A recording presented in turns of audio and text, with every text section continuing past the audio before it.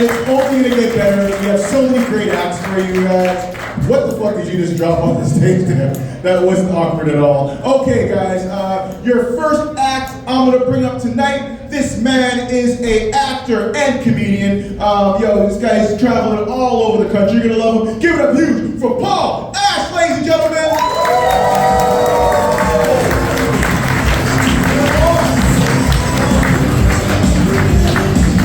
My name is Paul Ash. I'm really glad my parents named me Jack. That's ginger ale. I'm actually a recovering alcoholic. What I mean by that is I've hidden some drinks around the room. I'll be recovering them later.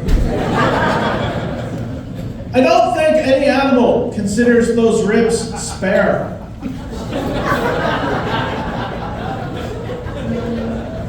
Now, I am the type of white person that other white people have no problem asking that problematic question, but where are you really from? And I don't like to answer that without a lawyer present, but I did do the 23andMe, and it turns out I'm 13% Guinness. I was watching Rodney because just make sure there's no fucking colonizers in here. All right, some of you felt nervous about that. I'm one of the weirdest things. I am an actor comedian. I'm just going to state that I am an actor comedian. I say actor first because that pays the bills. Don't get too excited. It's Canadian entertainment. It's not that I make a living. I make a survival.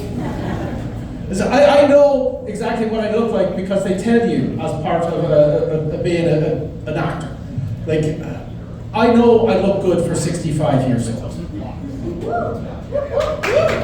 Like, the problem is I'm 56. It's not that I'm down on myself, I'm just ahead of my time, a prodigy, if you will. Right? I know that if they're looking for somebody to play a cop on screen, I'm one of 20 people they'll call. Right? If they're looking for somebody to play a cop who's like a box and a half of donuts into a career, I'm one of 12. If they're looking for a creep, I'm one of 8. If they're ever looking for a creepy cop, oh my God, I'm on speed dial. Right? If they're ever looking for a creepy cop who's an alcoholic, that's gonna be my fucking Oscar. That's what it's gonna be.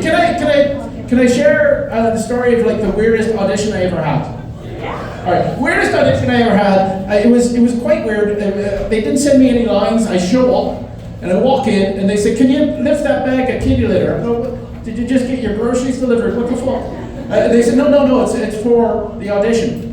I said, yeah, I can lift it up. It wasn't for like a kitty litter commercial. This was for a movie of the week. All right, so I show up and they said, okay, pick up the bag of kitty litter, now walk it across the stage, put it on a chair, leave it on the chair, walk away, then walk back, pick up the bag of kitty litter, walk it back across the stage, put it in a box, close the box, and that was the entire audition. They said thank you, I said thank you. I didn't think about it for 3 days until I got an email telling me I got the role. It was great, it was fantastic. They sent me the script, but they also told me it was SOC, that means silent on camera. That means I didn't have any lines. I didn't bother to read the script. I should have read the script. Because I show up on set to find out that I'm playing a convicted pedophile who may have reoffended, no spoilers. I auditioned for that! That means that I walk through a doorway that 19 other men who look like me walk through, and somebody went, he touches kids.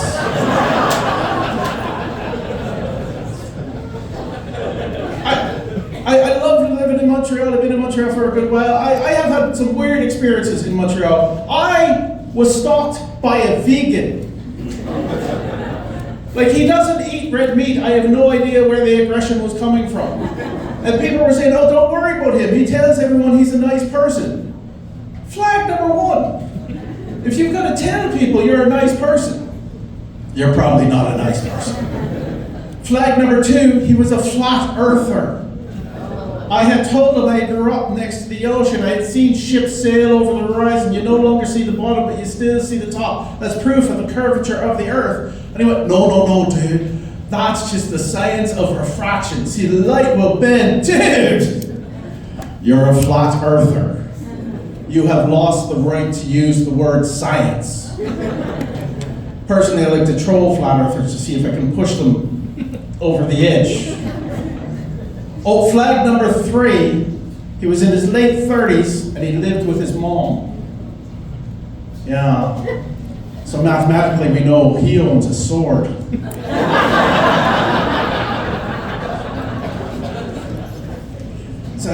We go through some health issues recently. My doctor told me that I'm being too kind. No, that's not exactly what he said. He said that I had a big heart. No, enlarged. That was the word. All right, I like that one. My doctor and my banker both told me that I eat out too much, but my girlfriend doesn't mind. You laughed at that one a little ahead of time. There's a fucking good job on you there, Captain Tongue. That's fabulous. This is weird. Now, I sometimes get asked, "Are you a Canadian citizen yet?" And the last thing to do to become a Canadian citizen is one of the things you have to do is you have to pledge allegiance to the queef. But we can't call him a queen anymore since they no longer let us dress in his mother's clothing. Well, not since the coronation. Oh my God, I checked, there's no Brits here. Those little fuckers, you're not a goddamn monarchist, are you? No. Yeah, well, you're grinning because Rodney was here asking who was from away and you kept your little mouth shut. Oh my goodness, where are you from? How much money do you owe my people? Richard. You have a mic? That's fine. All right, I'll let you go because I'm going to run out of time if I don't. I should tell you a bit more about myself. I'm a bad flyer, mainly because I was born a mammal. That's not a bat. Okay. How come bats are the mammalian representation of flight? Why are they the supreme flyers of mammals? Like, I don't understand, because they're shit at flying. Have you seen a bat trying to fly?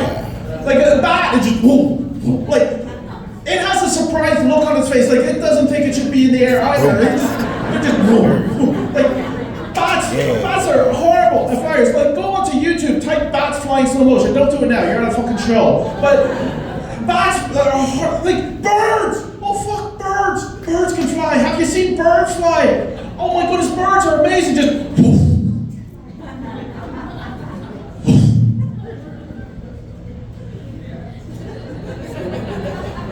There's a freshly washed car around here somewhere. But bats are so awkward. They're just like a bat doesn't belong in the air. And I don't want somebody coming up to me afterwards and saying, "What about flying squirrels?" Fuck you. Flying squirrels don't fly. All right, flying squirrels glide. They're like if your fat uncle lost all the weight but kept the skin and took up base jumping. Right? That doesn't fucking count. Right? Flying squirrels are misnamed, but like bats though. Oh, a bat in the air. That's like if I was to take a little kitten.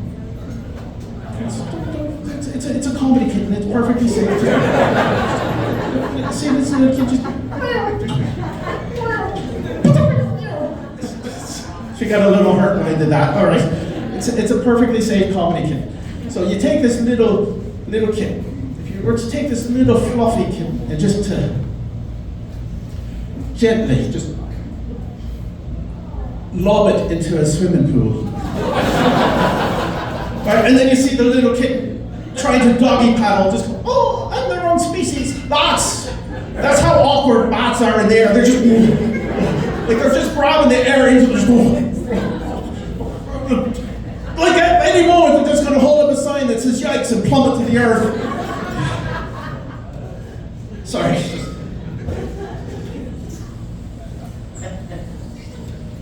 All right, I told a comedy lie. Bats are actually very good flyers. Just my doctor asked me to get more cardio, so I wrote that joke.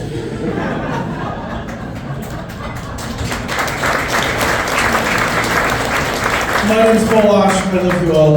Good night.